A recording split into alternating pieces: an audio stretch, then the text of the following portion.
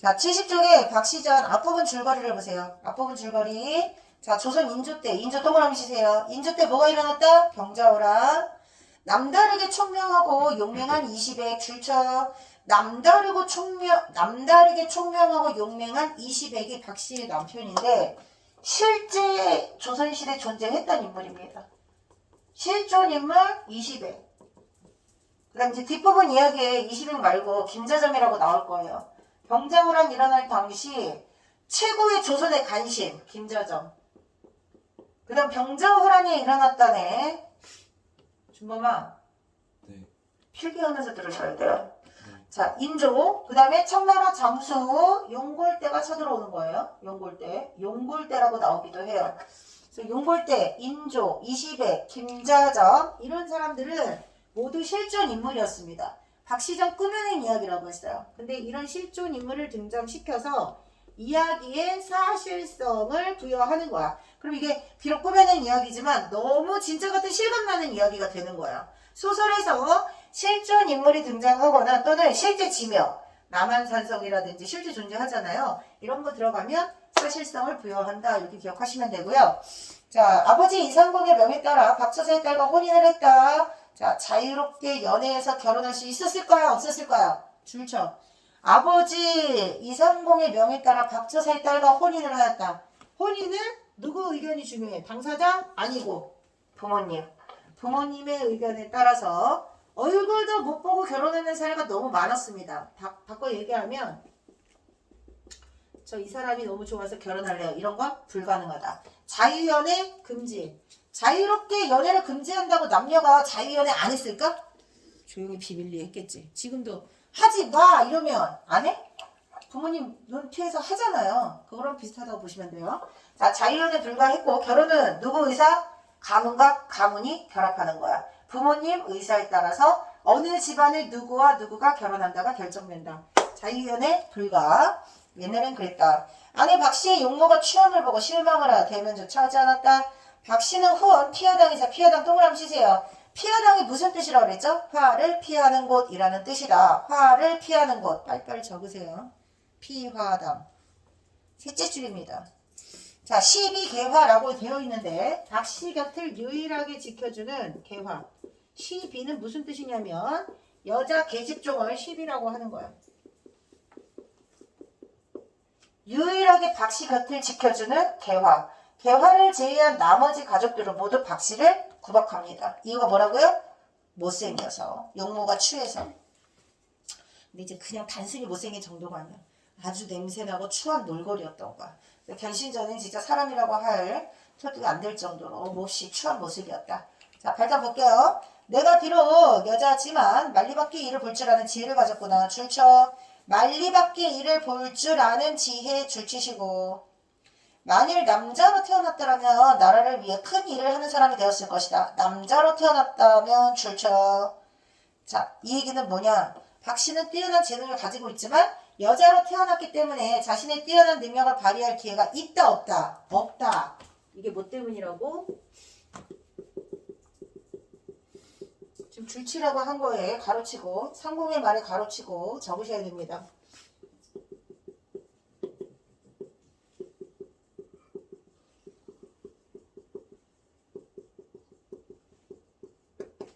여성의 사회 진출에 한계가 있다. 여성의 사회 진출은 반대하고 있었던 시절. 집안 살림 잘하고 내조나 잘해라.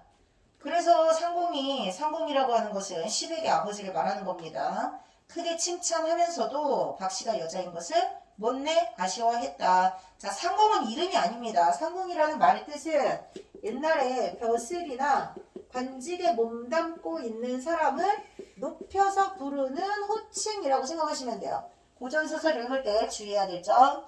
인물을 표현하는 호칭이 있어. 예를 들면 영애라고 표현할 때가 있어. 다른 집의 아가씨 귀한 딸을 영애라고 표현해. 귀되게 영애. 귀되기라는 건 귀한 집안의 영애 이런 뜻이에요. 아들을 칭하는 호칭도 있겠죠. 영랑 이런 식으로 그 사람의 신분이 뭐냐, 관직이 뭐냐, 성별이 뭐냐에 따라서 나타내는 호칭들이 있다. 고전소설에 호칭을 주의해서 볼 것 꼭 반드시 기억하셔야 돼요. 상공이라는 말이 자주 나올 겁니다. 집안 좀 있고 돈 좀 벌고 가문이 좀 빵빵한데 관직에 몸담고 있는 남자를 높일 때 상자가 붙으면 높인다는 뜻입니다. 자, 발달 소주에는 박 씨의 재능을 안타까워하는 상곡입니다. 자, 핵심 포인트 별표처. 고전 문학에서 사회 문화적 상황에서 여자가 출중한 능력을 지녔어도 그 능력을 제대로 발휘할 수 없는 이유는 뭐 때문이라고요? 가부장적 사회였기 때문에. 가부장이 무슨 뜻이냐? 집안의 중심, 가정의 중심은 누구다? 가장, 남자. 기억해야 돼. 자, 잠깐만 들어오시면 좋은 일이 있을 것이냐. 한 번의 수고를 아끼지 마시라. 전해라. 자, 시백한테 박 씨가 과거 시험 보러 가는 날 도움을 주기 위해서 이제 개화를 시켜가지고 시백을 부른 거예요. 그런데 시백이 이 말을 듣고 화를 내면서 뭐라고 하냐면 줄쳐. 요망한 계집이 장부의 과거길을 말리다니 줄쳐. 어디 남자가 하는 일에 여자가 끼어들고 나대냐. 이렇게 얘기하는 걸.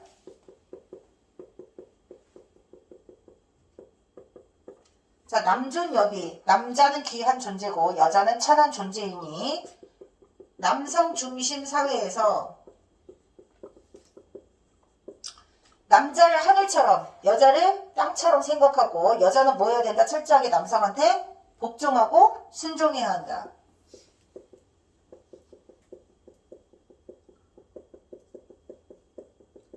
자, 여성은 순종하고 복종하는 관계니까 남성과 여성의 지위가 수평적이었겠어? 수직적이었겠어?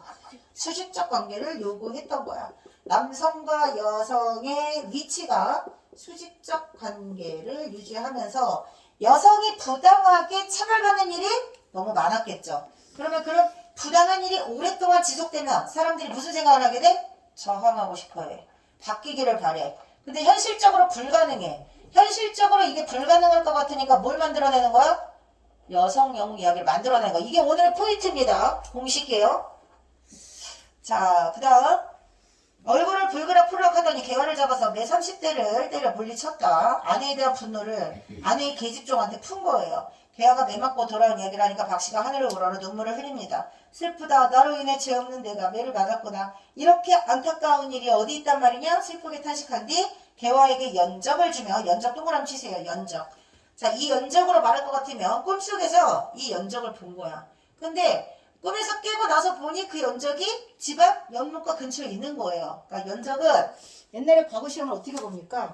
종이에 글씨를 써야 될 거 아니에요. 붓으로 먹을 갈아서 글씨를 쓰게 하는 도구 중에 하나가 연적인 거야. 근데 그 꿈의 연적이 하늘로 막 용이 되어 승천하더니 옥황상제님을 만나는 이런 꿈을 꾼 거예요. 시백이 크게 시험에 잘 볼 거라는 장훈급제를 암시하는 그 꿈을 듣고 연적을 시백에게 주려고 했던 거야. 자, 그리고 다시 볼게요.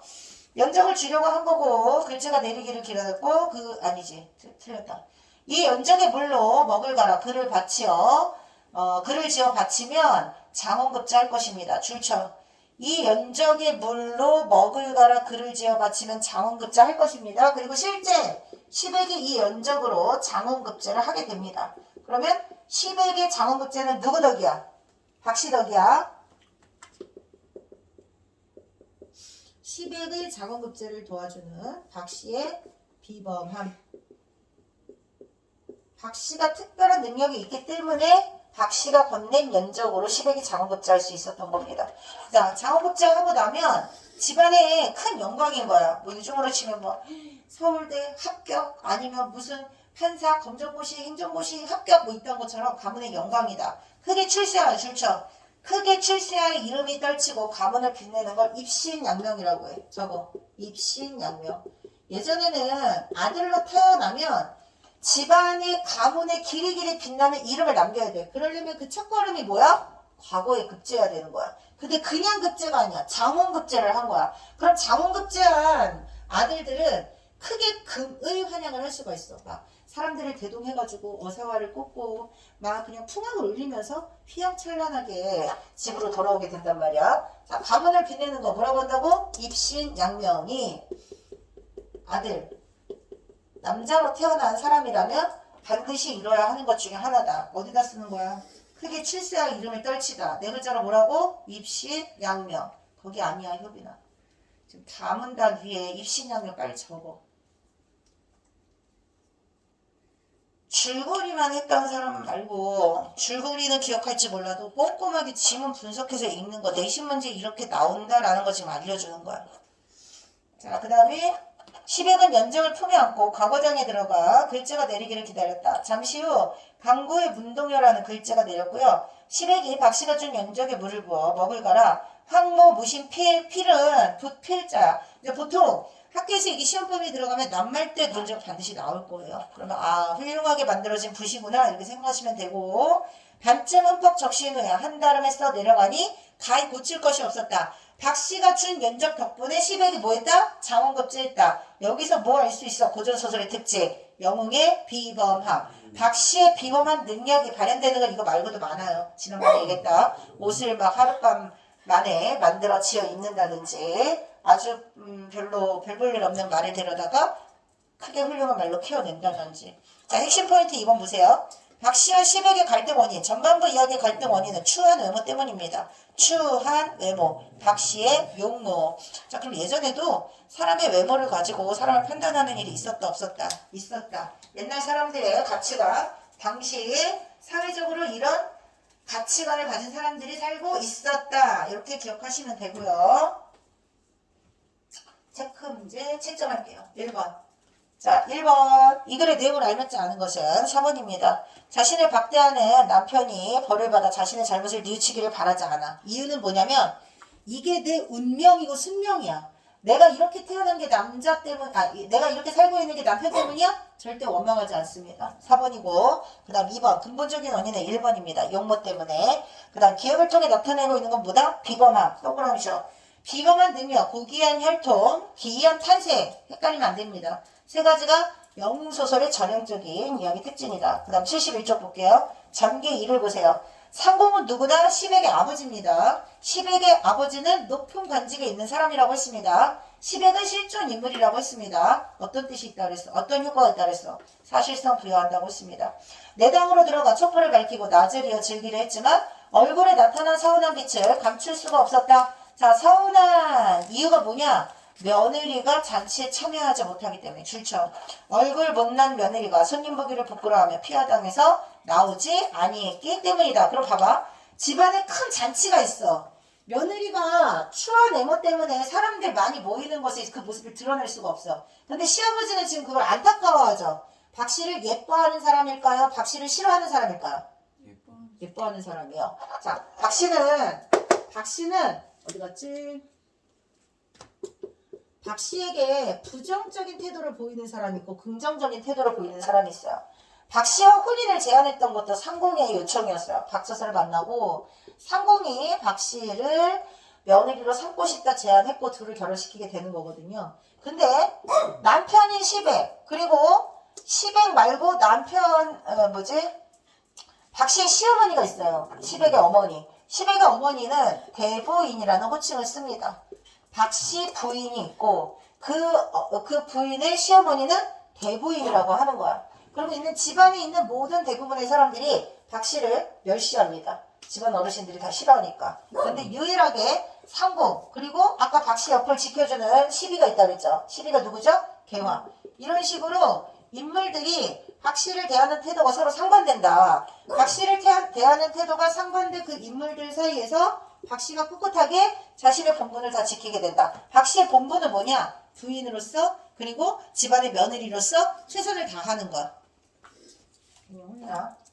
혼나. 잠꼬대 하는 거야. 자다 깨가지고. 자, 그 다음 볼게요. 자, 오늘 이 경사는 평생에 두 번 보지 못할 경사입니다. 이런 날 대감의 낯빛이 좋지 않은 것은 무슨 까닭입니까? 대감이 누구예요? 상공입니다. 시백의 아버지예요. 추악한 박씨, 세무처, 추악한 박씨. 자, 얼굴 못난 며느리가 손님 보기 부끄러워서 피하당이 나오지 않는 걸 서운해하는 상공과 달리 대부인은 박씨가 집안의 수치라고 생각을 하는 거예요. 그래서 거기 세모 치시면 추악한 박씨가 대부인이 박씨를 대하는 태도라는 거 알 수 있습니다. 인물들의 관계를 알 수 있습니다.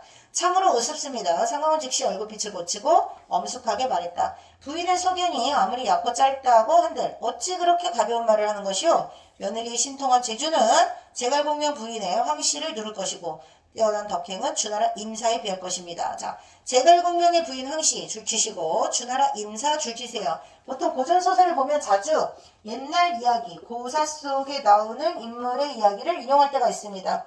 고사는 옛날 이야기란 뜻이야. 제갈공명 삼국지에 나오는 사람이에요. 옛날 사람들의 말을 인용해서 의미를 전달한다. 이거 고전소설의 특징인데 여기에서 지금 제갈공명의 부인과 주나라 임사는 모두 뛰어난 능력을 가지고 있는 인물들입니다. 근데 그 뛰어난 능력을 가지고 있는 고사 속 인물보다 누가 더 훌륭해? 우리 며느리가 훨씬 더 비범해. 상공은 박씨의 능력을 매우 크게 인정하고 있는 인물이라는 걸 알 수 있습니다. 박씨의 뛰어난 능력을 강조하는 효과가 있습니다. 고사 속 인물 이야기가 인용된 이유입니다. 그리고 우리 가문에 가분하다고 그랬어. 박씨의 신통한 재주, 덕행은 박씨의 외면을 보는 걸까요? 내면을 보는 걸까요? 인물을 판단할 때, 그 사람의 인물됨을 판단할 때 외면을 중시하는 거, 겉모습을 중시하는 거 대부인. 외면 중시, 외양 중시. 근데 상공은 뭘 중요하게 생각해? 그 사람의 내면을 중요하게 생각해. 내면 중시, 아니 내면. 그 사람의 인품을 중시한다. 가치관의 차이. 인물을 보고 판단할 때 외적인 요소를 중심으로 생각하는 사람과 내면을 더 중시하게 생각하는 사람. 근데 그거를 상공이 부인에게 질책하는 겁니다. 그러면 안 된다. 안 되지 당연히. 생김새만 보고 속에 품은 재주를 생각하지 않으면 안 된다. 자, 그간 서방님은 한 번도 마문단이요. 마문단. 그간 서방님은 한 번도 부인께 정을 주지 않으셨고 여기서 부인 누구예요? 박씨 부인이에요. 대부인의 박대마저 심하죠. 대부인은 누구라고? 박씨의 시어머니, 시백의 어머니. 이렇게 밤낮으로 홀로 지내고 있습니다. 밤낮으로 홀로 지내는 외로운 처지를 독수공방이라고 해. 독수공방. 홀로 외롭게 지낸다. 뭐라고? 독수공방. 집안의 대소사에 참여하지 못할 뿐 아니라 오늘같이 기쁜 날 남편이 지금 자원급제했어. 그런데 독수공방만 하고 계시니 곁에서 지켜보는 소인조차도 소인은 누구예요? 개화예요. 개화. 보통 다른 사람 앞에서 자신을 낮출 때 쓰는 표현이 소인입니다. 슬픔을 이길 수 없을 듯 합니다. 자, 박씨의 처지가 몹시 안타까운 거야. 그 다음 줄쳐. 사람의 길, 효용화복은 하늘에 달린 것이라 인력으로는 어찌할 수 없다. 줄치세요. 이런 걸 뭐라고 하냐면 운명론적 가치관이라고 합니다. 내가 지금 이렇게 살아가는 건 나의 운명이고 숙명이야. 내가 이런 운명을 가지고 태어났다면 운명을 바꿀 수 있을까요? 없을까요? 없어요. 지금 우리가 하려고 하는 건 우리 생각이 아니라 당시 사람들의 생각을 읽어내야 되는데 운명론적 세계관에서 현실을 대하는 태도는요. 운명은 바꿀 수 있는 게 아니다. 받아들인다를 문학에서는 현실순응적 태도. 현실을 받아들이고 체념하세요. 수용하세요. 그래서 박씨가 지팔자 이렇게 살기로 태어났다면 어쩔 수 없다 이런 말을 하는 것처럼 청나라한테 조선이 패한 거 박씨전에서 패배를 다시 승으로 바꿨을까요? 안 바꿨을까요? 안 바꿨다고 했어. 엄청 중요해. 바꾸지 않은 이유가 뭐라고? 전쟁에서 패하는 게 조선의 운명이었던 거야. 자, 운명을 대하는 사람들의 태도 이걸 기억하시면 됩니다. 근데 만약에 운명을 바꾸고 싶어. 그러면 우리 같은 평범한 인간의 힘으로 돼? 안 돼? 안 돼. 그럼 그때 필요한 게 뭐야? 영혼인 거야. 자, 그리고 밑에 볼게요. 그러기에 탕왕은 학원의 갇힘을 당하고도 문왕의 유리옥에 갇혔고, 자, 탕왕 동그라미 치시고요.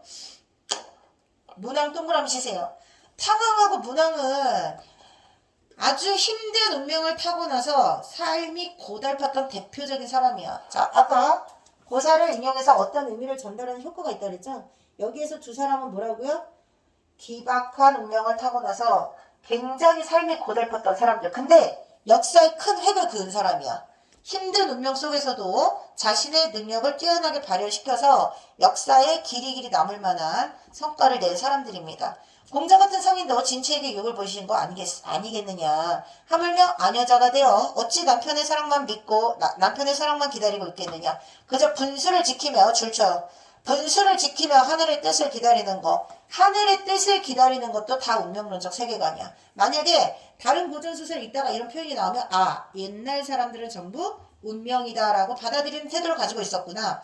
다시는 그런 말을 하지 마라. 혹 바깥 사람들이 들으면 나의 행실을 천하다 할 것이다.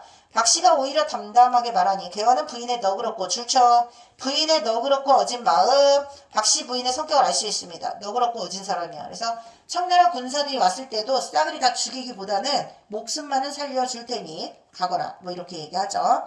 자, 여기까지 전기 두 번째 소주제는요. 추한 용모로 박대를 당하는 것을 자신의 뭐로 생각해? 운명. 이제 운명이 왜 빈칸인지 알겠죠? 고전소설, 또 특히 고전소설 아니어도 문학에서는 운명을 대하는 인물들의 태도가 나온다.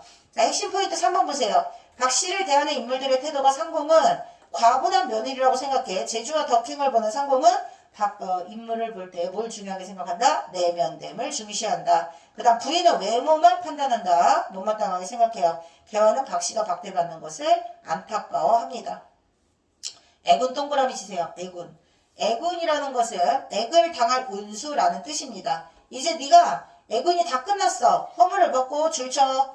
허물을 벗고 변화하는 실법. 간단하게 얘기하면 뭐 둔갑술이겠죠. 변화하는 실법 비현실적. 비현실적. 사람의 허물을 벗고 변하는 이런 거 있을 수 없겠죠. 비현실적 사건에 해당하고요. 박처사가 비범한 능력을 가지고 있는 인물이기 때문에 박씨에게 둔갑술을 가르칩니다. 조력자입니다. 박처사의 역할, 조력자.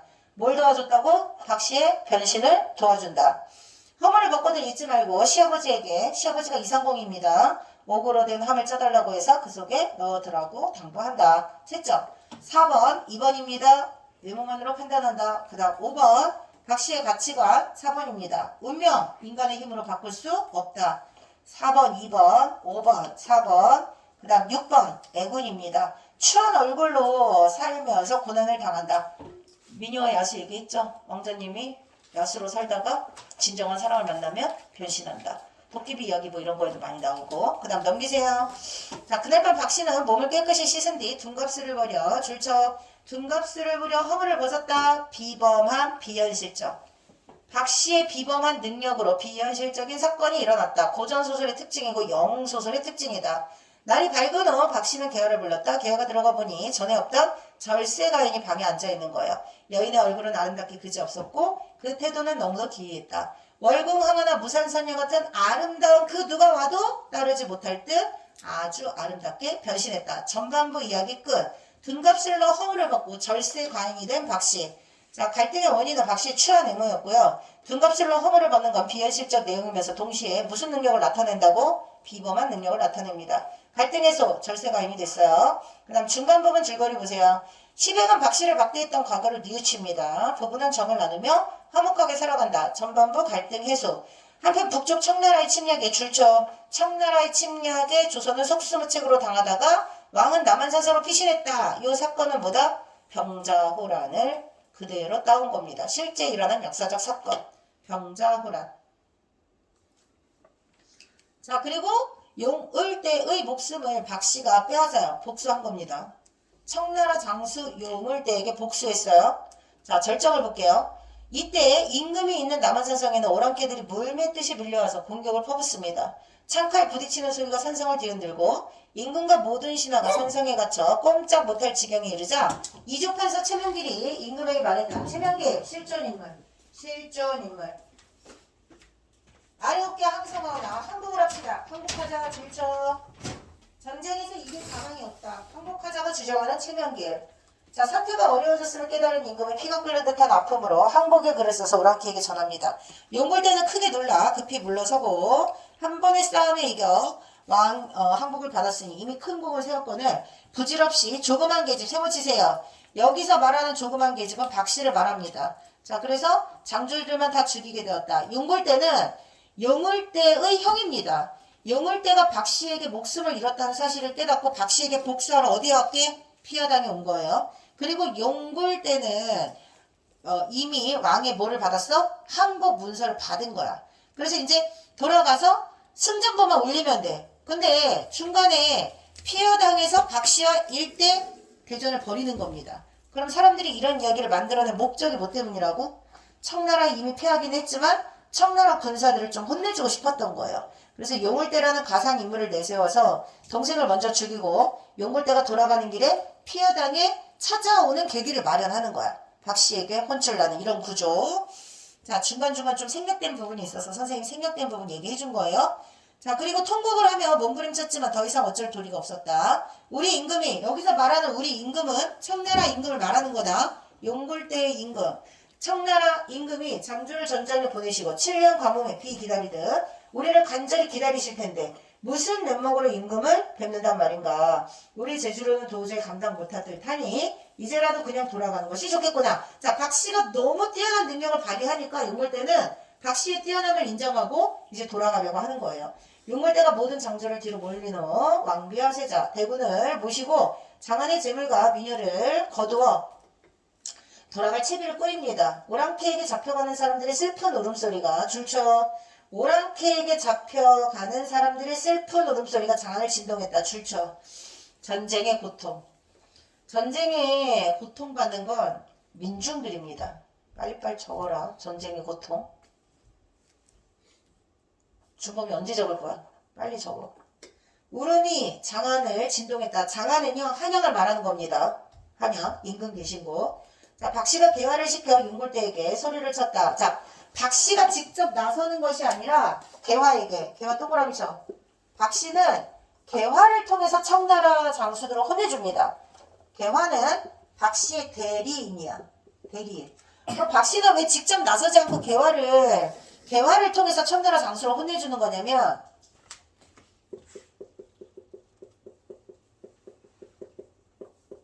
남녀가 유별한데 양반 때 부인이 청나라 장수 오랑캐 따위를 직접 대면하면 안 돼. 아까 뭐라고 그랬어? 여자의 사회적 진출 허용하지 않는다고 그랬잖아. 그리고 여자들 밖에 외출할 때 맨날 이렇게 가리고 다니잖아요. 그리고 외간 남자들 정면으로 얼굴을 대면하고 말을 나눈다거나 이런 거 있을 수도 없는 거야. 그러니까 청나라 오랑캐를 직접 대면하는 건 누구를 통해서? 개화를 통해서 하는 겁니다. 자, 개화를 통해서 이제 무지한 오랑캐 놈들아 내 말을 들어라. 조선의 운수가 사나워서 은혜도 모르는 너희에게 패배를 당했다. 거의 줄쳐. 조선의 운수가 사나워서 우리가 진 거야. 이런 거 뭐라고 한다고요? 운, 명, 룬, 적, 세, 개, 간. 그러니까 패배는 인정할 수밖에 없다. 어쩔 수 없다. 분하지만 인정한다. 왜? 그게 운명이었던 거야. 왕비는 내려가지 못할 것이다. 만일 그런 뜻을 둔다면 내 너희를 몰살시킬 것이니 당장 왕비를 모셔오너라. 그런데 용골대는 코웃음을 날렸어요. 오른쪽 볼게요. 73쪽. 참으로 가소롭구나. 이제 여자인 박씨를 무시하는 표현인 거죠. 이미 조선 왕의 함사를 받았고요. 데려가고 안 데려가고는 우리 뜻에 달린 일이니 그런 말은 입 밖에 내지도 말아라. 왕비를 두고 가는 그런 말을 내가 들을 것 같으냐. 오히려 욕설만 무시히 퍼붓고 듣지 않자 개화가 다시 소리쳤어요. 너희 뜻이 진실로 그러하다면 이제 내 재주를 한번 보여주겠다. 개화가 주문을 외자. 줄쳐. 개화가 주문을 외자 공중에서 두 줄기 무지개가 일어나며 자 여기서부터 무슨 사건이야? 비현실적인 사건 플러스 박씨의 비범한 능력. 이거를 다른 말로 뭐라고 하냐면 전기적이라는 표현을 씁니다. 저거 전기적 사건. 매우 비현실적인 일이 일어나고 있다. 개화가 발휘하는 모든 뛰어난 능력은 다 누가 하는 거야? 박씨가 개화를 통해서. 그래서 개화의 역할이 뭐라고요? 대리인. 영웅인 박씨의 능력을 대신하는 대리인이야. 자, 뒤에 얼음이 일고 그 위로는 흰눈이 날리고요. 오랑캐 군사들의 말발굽이 땅에 붙어 한 걸음도 옮기지 못하게 됩니다. 그제서야 용골대는 사태가 예사롭지 않은 걸 깨닫습니다. 자, 당초 우리 왕비는 여기서 누구야? 청나라 왕비야. 청나라 왕비. 분부하시기에 장안에 신인이 있어. 장안이 어디라고요? 한양. 자, 그리고 신인이라고 하는 것은 박씨를 말하는 거야. 신기한 능력을 가지고 있는 사람이란 뜻이야. 박씨가 있을 것이니 10액의 후원을 범치 말라 하셨는데 과연 그것이 틀린 말이 아니었구나. 지금이라도 부인에게 빌어 무사히 돌아가는 편이 낫겠다. 이제 박씨의 모든 능력을 인정. 용골대가 갑옷을 벗고 창칼을 버린 뒤 무릎을 꿇고 애걸하였다. 세모쳐 소장 태도 변화. 용골대가 무릎을 꿇고 애걸하는 장면 줄쳐라. 무릎을 꿇고 애걸하는 장면은 다 우리 이 모든 백성들이 원했던 장면이야. 청나라가 우리한테 무릎 꿇는 거. 창작 목적. 저거 박씨전의 창작 목적이 정확하게 드러나는 곳입니다. 창작 목적, 민중의 소망, 뭐다? 청나라가 우리한테 무릎 꿇고 항복하길 바라는 거야.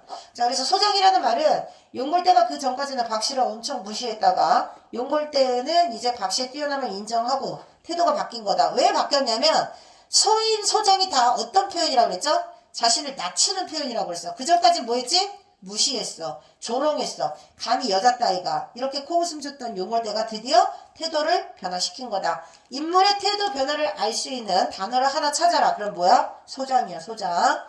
자, 두루 다니다 조선까지 왔지만 지금까지 무릎을 꿇은 적은 한 번도 없었습니다. 이제 부인 앞에 무릎을 꿇어 비나이다. 부인의 명대로 왕비는 모셔가지 않을 것이니 부디 길을 열어 무사히 돌아가게 해주십시오. 무수히 애원하자 그제야 박씨가 발을 걷고 나왔어요. 원래는 너희의 씨도 남기지 않고 모두 죽이려 했었다. 하지만 내 사람 목숨 죽이는 것을 좋아하지 않는 것이기에 용서하는 것이니 내 말대로 왕비는 모셔가지 마라.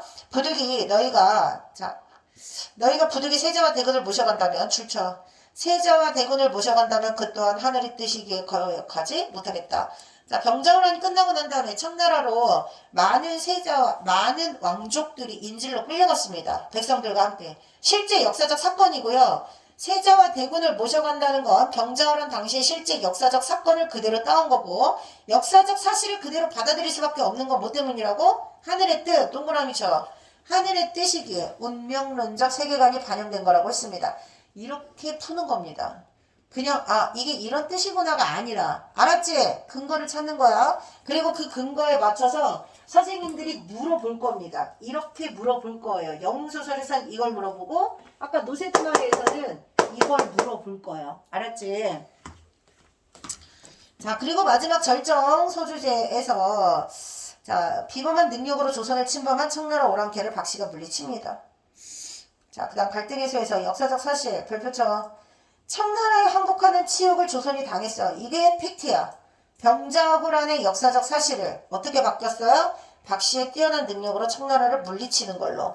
그래서 별표처럼 병자호란의 치욕적인 패배를 문학을 통해서 보상받고자 하는 민중의 소망이 반영되었다. 그리고 이러한 창작 목적과 동기는 소설 속 세계에서만이라도 줄쳐 민족의 자주성과 자존심을 다시 회복하고 싶었던 겁니다. 줄치라 했습니다. 어디다 줄치라 했어요? 효빈아. 지금 책은 보고 있지만 선생님이 말하고 있는 걸 따라오지 못합니다. 쪽지 시험 어떻게 보려고요? 민족의 자주성과 자존심을 지키려고 했다고 줄치시라고. 내가 읽고 있는 데를 따라오셔야 돼요. 자, 뒷부분 줄거리 볼게요. 용골대에게, 박씨는 용골대에게 임경업 장군을 뵙고 가라고 명령합니다. 임경업 실존 인물입니다. 병자호란 당시 실제로 영웅적 활약을 했던 인물이에요. 자, 근데 왜 임경업 장군을 보고 가라고 했냐면 임경업 장군이 병자호란 당시 청나라 군대를 용감하게 물리친 사람입니다. 그래서 용골대가 임경업 장군에게 다시 한번 혼나는 계기를 마련해주기 위해서 그분을 뵙고 가라 라고 했는데 용골대는 그 의중을 알지 못하다가 가서 임경업에게 크게 혼쭐이 나고요. 조정으로 돌아온 임금은 동쪽을 방비하라는 박씨의 말을 듣지 않은 것을 줄쳐 동쪽을 방비하십시오. 청나라가 쳐들어올 겁니다. 라고 전쟁이 나기 전부터 이미 박씨가 시백을 통해서 조정에 알리라고 했거든. 근데 왜 사람들은 그걸 믿지 않았을까요? 그걸 왜 받아들이지 않았을까요? 이유가 뭘까요? 못생겼어. 그건 아니고 그렇지, 여자. 여자여서야. 여자를 무시하는 뭐야? 저거 남, 존, 여, 비. 남, 존, 여, 비 가치관 적으라고 했습니다. 박씨 거기다 적으시면 안 되죠. 박씨의 말을 무시한 이유. 박씨의 말을 듣지 않은 이유. 뭐라고? 남, 존, 여, 비, 가치관. 가부장적 사회에서 남자는 여자 말 듣는다, 안 듣는다? 안 듣는다. 원래는 듣는 거예요. 들어야 되는데 듣지 않는 게 큰 화를 이렇게 낳은 겁니다. 그러면 봐봐. 남존, 여비, 가부장적 사회가 바뀌기를 바라는 여자들의 소망이 이 글에 반영되었다고 보시면 돼요. 그리고 민중의 소망은 뭐야? 민중과 여성은 달라. 이 여성 영웅이 박씨를 통해서 얘기하고 싶은 여자들의 소망은 뭐야? 남녀 차별? 안 돼. 남존 여비? 안 돼. 가부장적 사회에서 더 이상 여성을 억누르지 마. 근데 민중의 소망은 뭐야? 그 민중 안에는 남자도 있고 여자도 있어. 그럼 봐봐라. 가부장적 사회에서 남성들이 전쟁에서 여성들을 지켜줬을까? 무능했어요. 무능한 남성들의 모습을 간접적으로 비판하는 겁니다. 그리고 국민 모두, 백성 모두가 청나라에 복수하기를 바라는 건 민중의 소망이다. 아시겠죠? 자, 7번부터 7번 주된 사건은 1번입니다. 허물을 벗고 절세 가인이 되었습니다. 그 다음 8번 3번입니다. 청나라의 침입하에 임금이 굴욕스럽게 항복했다고 했어요. 상상으로나마 복수하고 싶었다. 왜? 자존심 회복하려고. 그 다음 기억에 대한 설명을 알맞지 않은 것은 4번입니다. 박씨는 모든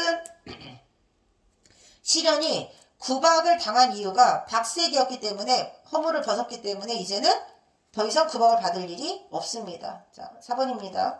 박씨의 시련이 끝나고 이제 뭐가 닥쳤냐면 국가적 위기 상황이 닥친 거야. 그 다음 5개의 사자성어가 나오면 5개 뜻을 모두 다음번에 맞출 수 있게 하셔야 됩니다. 과유불급이라는 건 적으세요. 아니지, 고진감래라는 것은 고생 끝에 낙이 온다. 고생 끝에 낙이 온다. 고자가 쓸 고자입니다. 쓴 것이 다하면 단 것이 온다 이런 뜻이야. 고진감래. 쓴 것이 다하고 단 것이 온다. 인생에서 쓴 것은 고생, 단 것은 낙. 속담이요. 그 다음 유구무원. 입이 10개라도 할 말이 없습니다. 변명의 여지가 없다는 뜻이야. 입이 10개라도 할 말이 없다. 변명할 도리가 없다. 그 다음 전화 이 부분 고진감래랑 좀 비슷해. 화가 복이 되어 옴. 화가 복이 된다. 화는 불행한 일, 복, 좋은 일. 지금의 힘든 어려운 불행이 다 끝나면 언젠간 행복한 날 올 거야. 이런 뜻이야. 고진감래 전화위복 비슷하고요. 과유불급은 너무 지나친 것은 오히려 안 좋다. 모자라는 것과 같아. 지나치면 모자란과 같다. 그 다음에 결초보호는요. 죽어서도 잊지 않고 은혜를 꼭 갚는다. 은혜는 꼭 갚는다.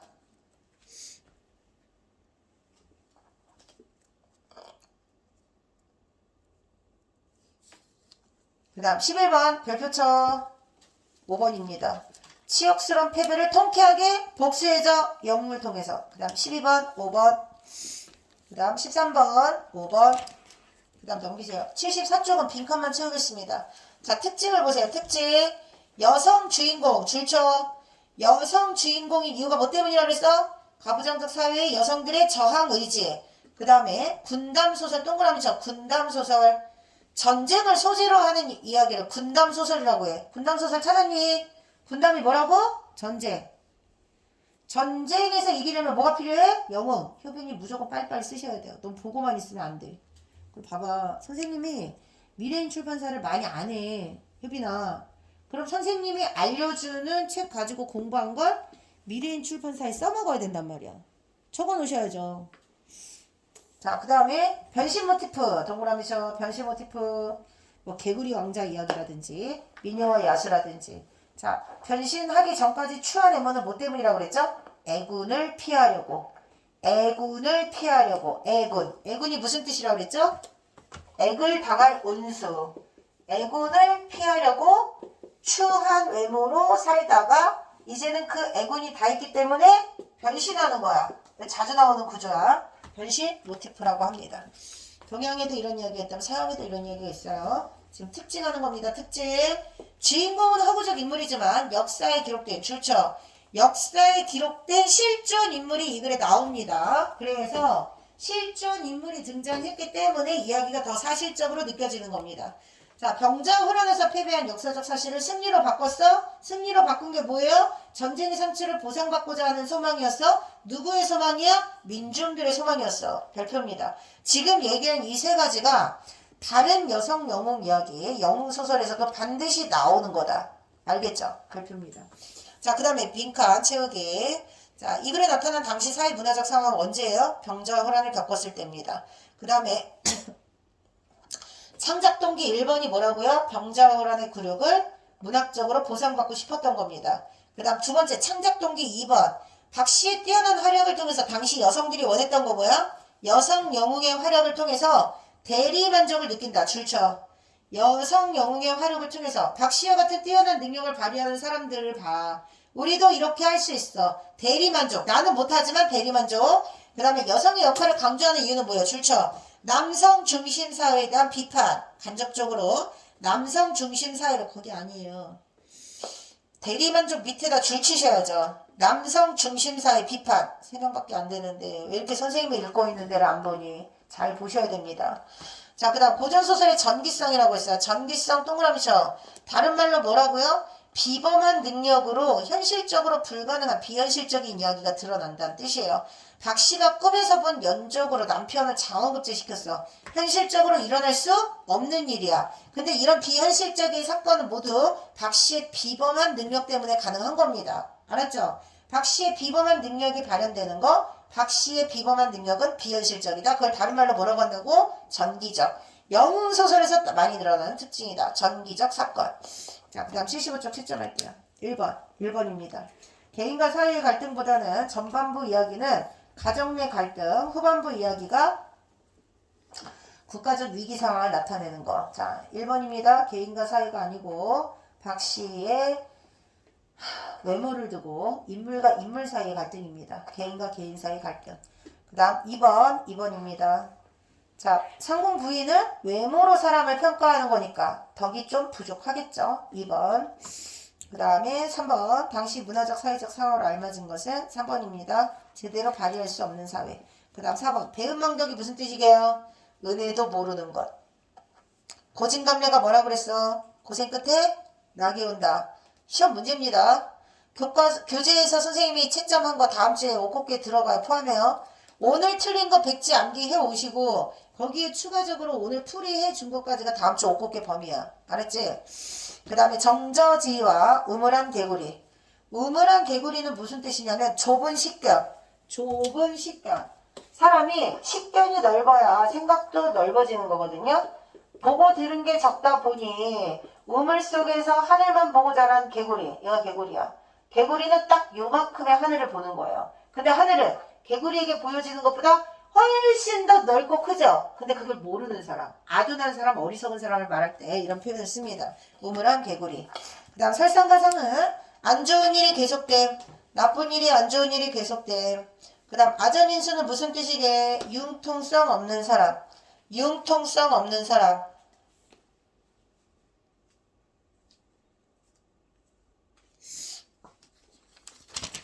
그 다음 넘기세요. 자, 5번.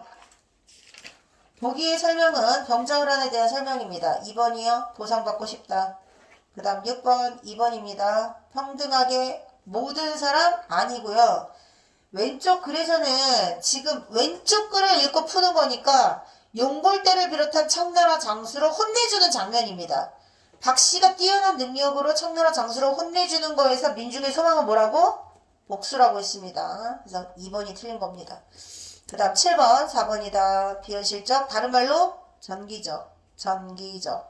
그 다음 8번, 너희가 부득이 세자와 대군을 모셔간다면 찾아, 다해서 줄쳐. 너희가 부득이 세자와 대군을 다해서 찾아, 줄쳐, 다해서 세자와 대군을 모셔간다면 그 또한 하늘의 뜻이기에 거역하지 못하겠구나. 거기다 줄치시면 됩니다. 됐죠? 자, 그 다음 문법 짚으세요.